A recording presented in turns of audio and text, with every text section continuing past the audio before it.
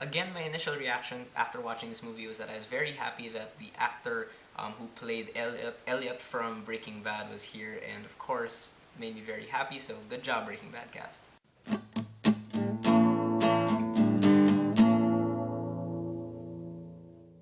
The Theory of Everything is directed by James Marsh, written by Anthony McCartan. It's based on the book Traveling to Infinity, My Life with Stephen by Jane Wilde Hawking, and stars Eddie Redmayne, Felicity Jones, Charlie Cox, and David Thewlis. And The Theory of Everything is, of course, the story of Stephen Hawking and how he got his motor neuron disease, as well as how he developed his major theories. But it's also the story of Jane Wilde Hawking and how she met Stephen and how they developed the relationship. And it's really about the relationship, yeah, the romantic relationship. This is a love story, and I really did enjoy watching The Theory of Everything. I do think its starting and its ending are a bit weak compared to everything in between, but everything in between is really supported by a really, really great score, as well as great performances, of course, from Eddie Redmayne and Felicity Jones. Now, because this is the story of Stephen Hawking when he was still a student and whatnot, this is a period film, and the production design I thought was very good, fit the period very well. But for me, what makes this movie's visuals really unique is Benoit Delhomme's very idyllic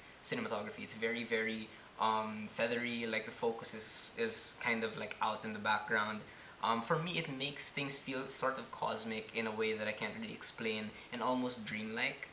Because for me, it kind of reflects how this situation they're in is, a bit distant from the characters, or at least the characters are a bit distant from it. Like Stephen is kind of in disbelief for a while. Jane sometimes doesn't know what to do, and it's nice that the visuals reflect that. And like I mentioned, Johan Johansson's score for this movie is fantastic. It's very, very emotional.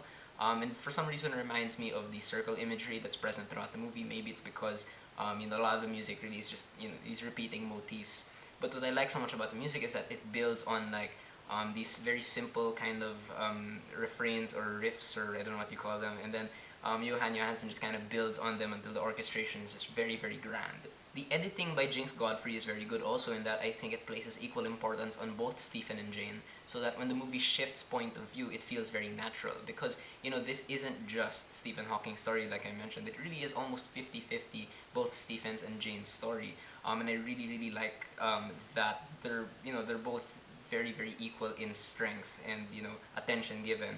And speaking of those two characters, I think the way they're written here in this movie, they're very, very well written because they're so emotionally complex.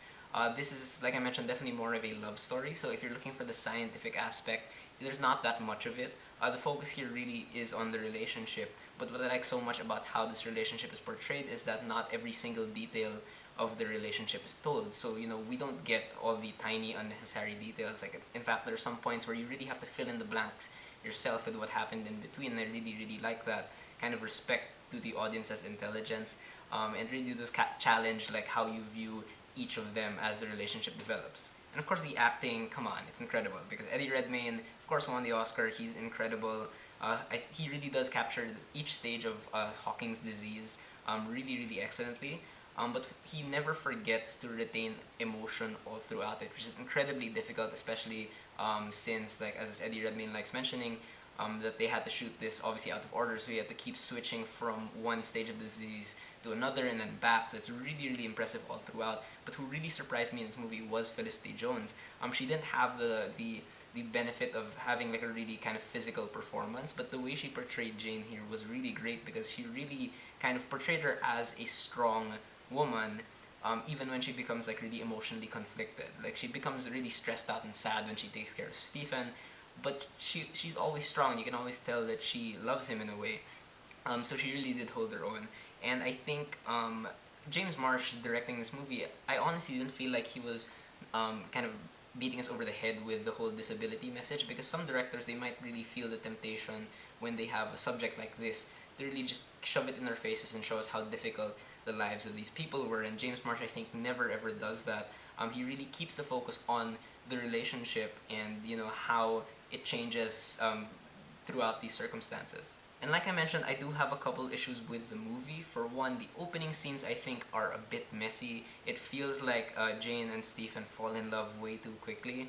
Like they just suddenly meet and suddenly, oh, okay, they're married and whatnot. And I get that their marriage in real life was a bit hurried, but I still don't think that's really enough of a reason to make it hurried in the movie itself, because if they didn't have actors as good as Eddie Redmayne and Felicity Jones, I really doubt that we would be as attached to the characters if they kept doing it this way.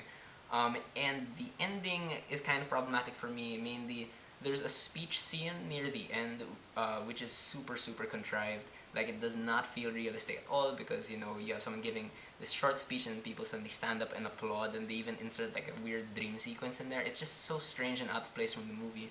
And the very very ending, they do this thing where they reverse time, which is nice to look at, but I don't necessarily think it's, well, necessary. Yeah, but I still do think that The Theory of Everything is a really good movie. Again, it's not for, don't watch it if you're looking for the science aspect.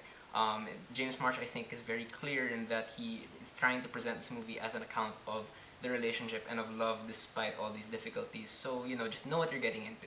Alright, so those are my thoughts on The Theory of Everything. Have you guys seen it? What do you think about it? Did you love it? Did you hate it? Whatever you thought, whether you agree with me or not, please leave me a comment. Let's have a conversation.